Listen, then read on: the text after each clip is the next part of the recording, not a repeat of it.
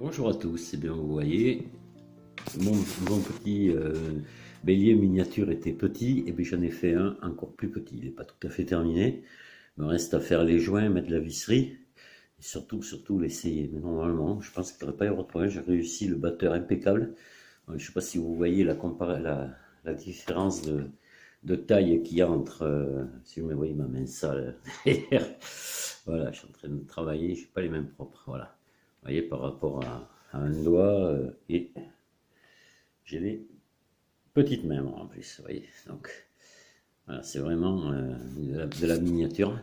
Donc là, c'était beaucoup de travail. Et j'ai recommencé, je me suis repris à 3 fois pour faire le corps avant de le réussir.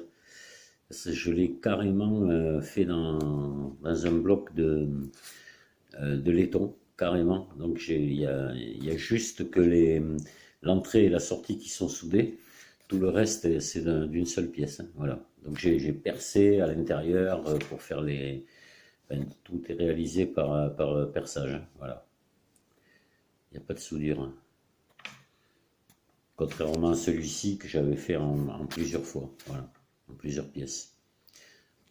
Bon, là, j'avais tenu à faire un Walton à l'échelle, voilà, ça ressemble vraiment à un Walton. Là, c'est un bélier un peu n'importe quoi, hein. Il a pas de, j'ai pas cherché à faire un modèle réduit d'une marque particulière. J'ai voulu faire un petit bélier, c'est tout.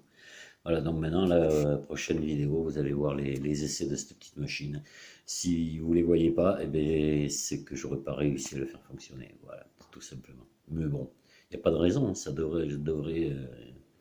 Je vois pas pourquoi ça fonctionnerait pas. Le batteur ferme parfaitement, donc voilà. Maintenant, il faut que je trouve des petits tuyaux. Il faut que je trouve des tuyaux ici pour le refoulement du 2-4. Je sais où je vais en trouver. Et l'arrivée, je vais la faire en cuivre en 6-8, sûrement. Je verrai. Voilà. Ça y est, la petite miniature fonctionne parfaitement. Il remonte de l'eau. M'a donné quelques petits soucis avec le clapet de cloche qui fermait pas bien. Donc vous voyez la peinture qui est un peu partie sur la cloche, il va falloir que je la repeigne. Mais bon, à part ça, ouais, j'étais obligé de démonter plusieurs fois, donc à force. Voilà, et il remonte de l'eau. Enfin, pas beaucoup, hein, mais ça remonte, ça fonctionne, c'est le principe, c'est le principal, hein. Voilà. Donc vous voyez, là, après, il faudra que je mette un tuyau en 2 mm, hein, c'est du 2 que j'ai prévu en sortie. Et puis en entrée, pareil, la batterie, ça va pas, c'est la batterie de l'autre que j'ai utilisé. J'ai fait un branchement fantôme un petit peu, là, enfin, voilà. Ce qui m'intéressait, c'est de le voir fonctionner. Alors, la question est, vous pensez que c'est le plus petit bélier du monde? J'en sais rien. Peut-être qu'il y a des gens qui ont déjà fait plus petit. Mais bon, après, là, ça devient compliqué. Et capricieux aussi.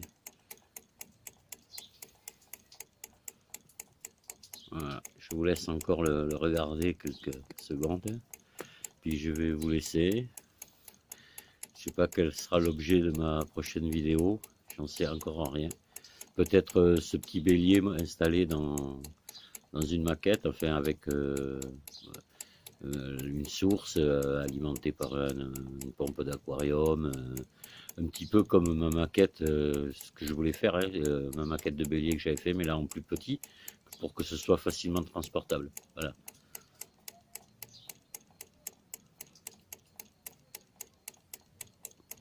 C'est ce que je compte faire. Donc je viendrai peut-être vous faire voir ça si je le fais. Je sais rien encore, mais je vais sûrement le faire. Voilà, je vous dis au revoir, merci de m'avoir écouté, à une prochaine vidéo.